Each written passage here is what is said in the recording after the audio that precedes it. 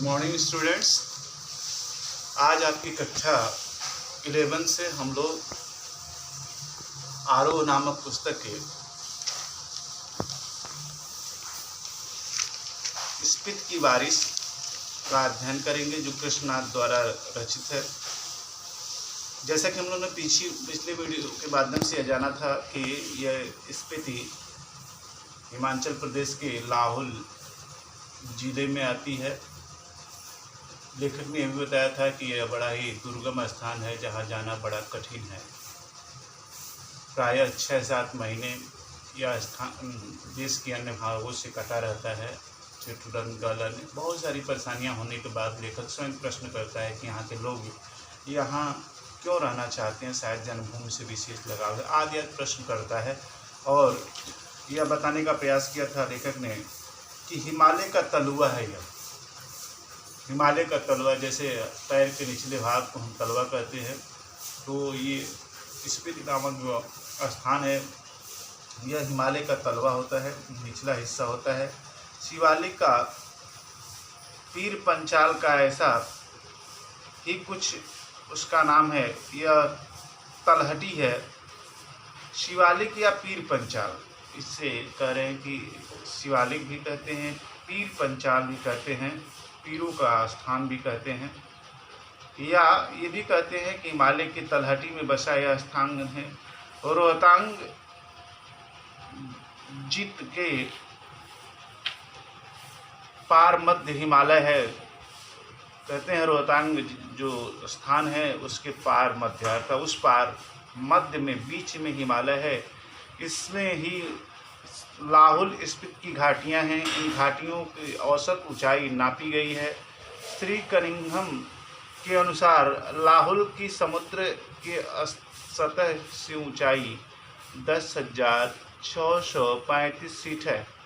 स्पीति के 12,966 फीट है। कह रहे हैं कि श्री कनिंघम महोदय के अनुसार लाहौल जिले की जो समुद्र तल से ऊंचाई है वह 10,535 फीट है। वहीं स्पीति की ऊंचाई 12,966 फीट बताई गई है, यानी लगभग 13,000 फीट तो औसत ऊंचाई है ही। लेखक बता रहा है कि समुद्र तल से स्पीति की जो ऊंचाई है वह 13,000 फीट ऊंची है। मध्य हिमालय की जो श्रेणियाँ स्पीति को घेरे हुए हैं उनमें से जो उत्तर में है उसे बारलाचा श्रेणियों का विस्तार समझे। बारलाचा दर्रे की ऊंचाई का अनुमान 16,221 फीट से लगाकर 16,500 फीट लगाया गया है। इस पर्वत श्रेणी में 2 घाटियों की ऊंचाई 21,000 फीट से भी अधिक है।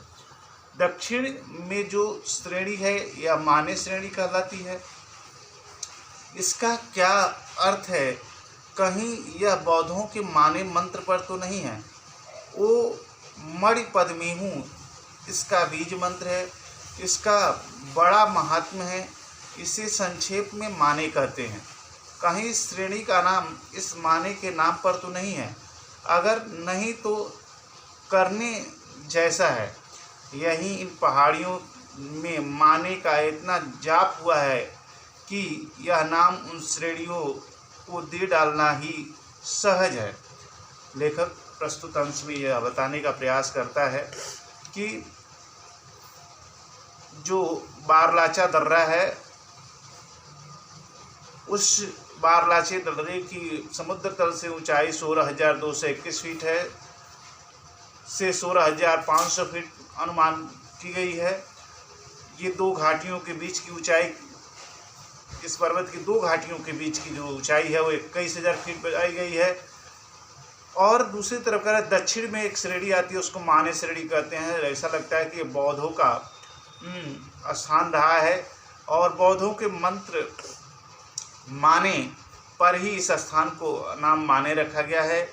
वो मणि पद्मेहू इसका बीज मंत्र होता है। लेखक कहता है कि इस प्रकार ये जो पर्वत श्रेणियाँ हैं उनका नाम सहज ही लोगों ने दे डाला है।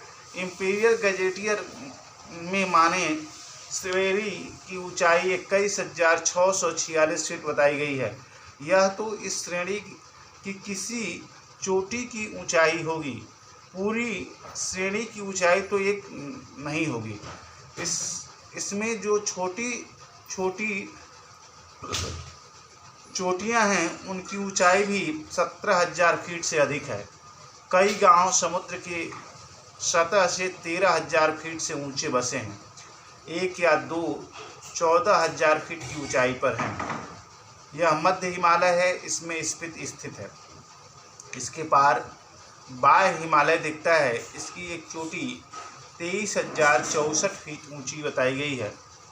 इसमें कई चोटियां 22,000 फीट से भी अधिक हैं। मैं ऊंचाई के माप के चक्कर में नहीं हूँ, न इससे होड़ लगाने के पक्ष में ही हूँ। लेखक बताता है कि माने श्रेणी की ऊंचाई जो है, माने पर्वत शिखर की जो ऊंचाई है वह 21,646 फीट है। दूसरी तरफ उसमें बता रहा है कि पूरी श्रेणी की ऊंचाई इतनी हो या न हो, इसमें से जो छोटी छोटी चोटियां हैं उनकी ऊंचाई 17,000 फीट से भी अधिक बताई गई है। कई गांव वहाँ के हैं जो 13,000 फीट ऊंचे बसे हैं। एक या दो गांव इतने ऐसे हैं जो 14,000 फीट हैं। उनकी एक चोटी की ऊंचाई तो 23,064 फीट से ऊंची बताई जाती है।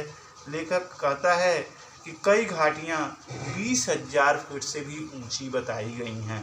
इस प्रकार लेखक वहाँ बसे हुए स्थानों, चोटियों का समुद्र तल से ऊंचाई भी प्रस्तुत अंश में बताने का प्रयास करता है। कहने का तात्पर्य है कि इस अनुच्छेद में लेखक ने यही बताया है कि समुद्र तल से ऊंचा होने के कारण ही यह स्थान प्रायः अन्य स्थानों से कटा हुआ होता है। मैं ऊंचाई के माप के चक्कर में नहीं हूँ, न इनसे होड़ लगाने के पक्ष में हूँ। वह एक बार लोसर में जो कर लिया है सो बस है। इन ऊंचाइयों की होड़ लगाना मृत्यु है। हाँ, कभी कभी इनका मान मर्दन करना मर्द और औरत की शान है। मैं सोचता हूँ कि देश और दुनिया के मैदानों से और पहाड़ों से युवक युवतियाँ आएँ और पहले तो स्वयं अपने अहंकार को गलाएं, फिर इन चोटियों के अहंकार को चूर करें। उस आनंद का अनुभव करें जो साहस और कुवत से यौवन में ही प्राप्त होता है। अहंकार का ही मामला नहीं है। ये माने कि चोटियाँ बूढ़े लामाओं के जाप से उदास हो गई हैं। युवक युवतियाँ किलोल करें तो यह भी हर्षित हों। अभी तो इन पर स्पित का अंतर्नाद जमा हुआ है। वह इस युवा अट्टहास की गर्मी से कुछ तो पिघले। यह एक युवा निमंत्रण है। लेखक का बताना चाहता है कि मैं प्रायः इस चक्कर में नहीं हूँ, पढ़ना चाहता कि यहाँ की चोटियाँ, यहाँ पर बसे हुए स्थान कितने ऊंचे हैं। मैं इतना ज़रूर कहना चाहता हूँ कि यदि इनकी ऊंचाइयों के वर्णन या यहाँ जाने का प्रयास करें तो प्रायः मृत्यु के वर्ण करने जैसा है। मैं ये भी बताना चाहता हूँ और देश के अन्य युवक युवतियों को से आग्रह करूँगा कि इस स्थान पर आएँ और यहाँ युवक युवतियाँ जब आकर के किलोल करेंगे, आपस में प्रेम पूर्वक वार्तालाप करेंगे तो निश्चित ही यहाँ का जो सूनापन है, रीतापन है, समाप्त होगा और यहाँ पर यात्रा करने की ललक उनके अंतर मन में विद्यमान होगी। क्योंकि यहाँ केवल जो है अभी इस स्थिति का ही अंतर्नाद, यानी अंतर्नाद का जो उसके स्थिति का आंतरिक पक्ष है वह यह है कि यहाँ कुछ नहीं है। यहाँ केवल जो है कि ठिठुरन गलन या दुख ही दुख है, यही सर्वत्र विद्यमान दिखाई देता है। तो प्रस्तुत अंश में लेखक यही बताने का प्रयास करता है कि यदि सभी लोग आएंगे, यहाँ रहेंगे तो निश्चित ही सफलता मिलेगी। लेखक कहता है कि लाहौल की तरह ही स्फीति के भी दो ही ऋतुएं होती हैं। कहीं मैंने खड़ ऋतुओं का बखान किया है। यह अभ्यास दोष के कारण है। यहाँ जून से सितंबर तक की एक अल्पकालिक वसंत ऋतु है। शेष वर्ष शीत ऋतु होती है। वसंत में जुलाई में औसत तापमान 10 सेंटीग्रेड से और शीत में जनवरी में औसत तापमान 8 रिकॉर्ड किया गया है। औसत से कुछ अंदाज नहीं लगता। वसंत के दिन गर्म होता है, रात ठंडी होती है। शीत में क्या होता है इसकी कल्पना ही की जा सकती है, कभी रहकर देखा जा सकता है। लेखक कहता है यहाँ का जो अक्सर तापमान होता है, लाहुल की तरह स्पीति में भी 2 ऋतुएं होती हैं। कहीं मैंने खड़ ऋतुओं का बखान किया है, 6 ऋतुओं का भी बखान किया है, और लेखों में मैंने 6। यह अभ्यास दोष के कारण है। यहाँ जून से सितंबर तक की एक अल्पकालिक बसंत ऋतु होती है। शेष वर्ष शीत ही ऋतु होती है। 6 महीने में एक जो है वसंत ऋतु है और दूसरा शीत ऋतु है। यहाँ दूसरी ऋतुएं प्रायः नहीं देखी जाती। जुलाई और में औसत तापमान 15 सेंटीग्रेड और शीत में जनवरी में औसत तापमान 8 रिकॉर्ड किया गया है। औसत से कुछ अंदाजा नहीं लगा। यदि आप वहाँ रहेंगे तो प्रायः लेखक कहता है आपको पता चलेगा कि कितना ठंडा स्थल है ये। स्पीति में बसंत लाहुल से भी कम दिन का होता है। वसंत में भी यहाँ फूल नहीं खिलते, न हरियाली आती है, न वह गंध होती है। दिसंबर से घाटी में फिर बर्फ पड़ने लगती है, अप्रैल मई तक रहती है। यहाँ ठंडक भी लाहुल से ज़्यादा पड़ती है। नदी नाले सब जम जाते हैं और हवाएं तेज लगती हैं। मुंह हाथ और जो खुले अंग हैं उनमें जैसे सूल की तरह चुभती है। स्पीति में लाहुल से भी कम वर्षा होती है। मध्य हिमालय मानसून की पहुंच के परे है। यहाँ बरखा बहार नहीं है। कालिदास को अपने ऋतुसंहार में यहाँ वर्षा का तो संहार ही करना पड़ेगा। कालिदास में क्या वर्षा का क्या ठाठ है।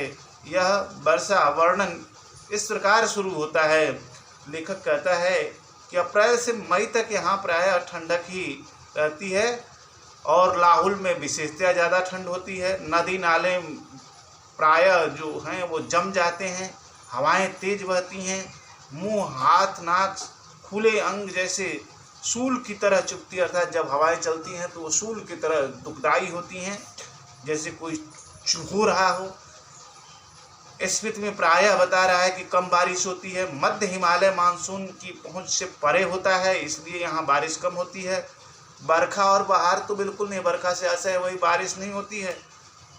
बारिश प्रायः कालिदास को अपने ऋतुसंहार नामक रचना में यहाँ वर्षा का तो संहार ही करना पड़ेगा। यदि कालिदास भी यहाँ आकर के अपने ऋतुसंहार को लिखें तो वर्षा का प्रायः इन्हें संहार करना पड़ेगा। यह वर्षा वर्णन इस प्रकार शुरू होता है। प्रिय, जल की फुहारों से भरे बादलों के मतवाले हाथी पर चढ़ा हुआ, चमकती हुई बिजलियों की झाड़ियों को फहराता हुआ और बादलों की गरज के नगाड़े बजाता हुआ, यह कामी जनों का प्रिय पावस राजाओं का सा ठाट बाट बनाकर आ पहुँचा। यह पावस यहाँ नहीं पहुँचता। कालिदास की वर्षा की शोभा विंध्याचल में है, हिमांचल की इन मध्य की घाटियों में नहीं है। मैं नहीं जानता कि इसका लालित्य लाहुल स्पीति के नर नारी समझ भी नहीं पाएंगे या नहीं। वर्षा उनके संवेदन का अंग नहीं है। वह यह जानते नहीं हैं कि बरसात में नदियाँ बहती हैं, बादल बरसते हैं, मस्त हाथी चिघाड़ते हैं, जंगल हरे भरे हो जाते हैं। अपने प्यारों की बिछुड़ी हुई स्त्रियां रोती कलपती मोर नाचते हैं और बंदर चुप मारकर गुफाओं में जा छिपते हैं। अगर कालिदास यहाँ आकर कहें कि अपने बहुत से सुंदर गुणों से सुहानी लगने वाली स्त्रियों का जो खिलने वाली पेड़ों की टहनियों और बेलों की सच्ची सखी तथा सभी जीवों का प्राण बनी हुई वर्षा ऋतु अपने मन की सब साधे पूरी करे तो शायद इस पृथ्वी के नर नारी यही पूछेंगे कि यह देवता कौन है, कहाँ रहता है, यहाँ क्यों नहीं आता। लेखक बताने का प्रयास करता है कि यहाँ पावस ऋतु जो होती है, कालिदास की वर्षा में, जो कालिदास की रचनाओं में प्रायः जो वर्षा का वर्णन किया गया है, यहाँ प्रायः नहीं होता है। बादल यहाँ बरसते नहीं हैं और ये केवल किसी कवि की रचनाओं में ही सिमट कर रह जाते हैं। लेखक यह भी बताना चाहता है कि इस पृथ्वी में जो प्रायः जीवों का प्राण बनी हुई वर्षा ऋतु आपके मन में सब साधे पूरी करे। यानी जब वर्षा ऋतु आए तो वहाँ के लोगों के मन की साधों को, कामनाओं को पूरा करने का प्रयास करेगी। शायद इस पृथ्वी के नार नारी यही पूछेंगे जब बारिश ऋतु आएगी तो कहेंगे कि ये कौन सा देवता है जो आज हमारे बीच आया है, हमारी मनवांछित इच्छाओं को पूरी करने आया है, यह क्यों नहीं आता है।